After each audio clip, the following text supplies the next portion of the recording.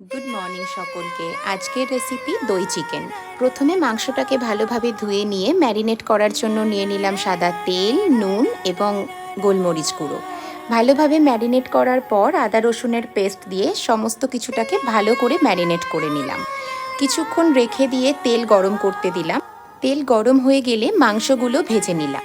সেই তেলেই ছোট এলাচ আর শুকনো লঙ্কা দিয়ে ফোড়ন দিলাম। তারপর একে একে কুচি করে কাটা পেঁয়াজ এবং কাঁচা লঙ্কা দিয়ে দিলাম। পেঁয়াজটা একটু নরম হয়ে এলে সেখানে দিয়ে দিলাম আদা রসুনের পেস্ট।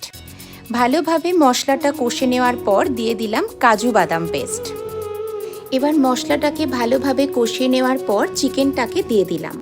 দিয়ে ভালোভাবে নাড়াচাড়া করার পর ফেটিয়ে রাখা দই আর পরিমাণ মতো লবণ দিয়ে ভালোভাবে নাড়াচাড়া করে নিলাম। কিছুক্ষণ নাড়াচাড়া করার পর দিয়ে দিলাম গোলমরিচ গুঁড়ো, চিলি ফ্লেক্স এবং ধনেপাতা।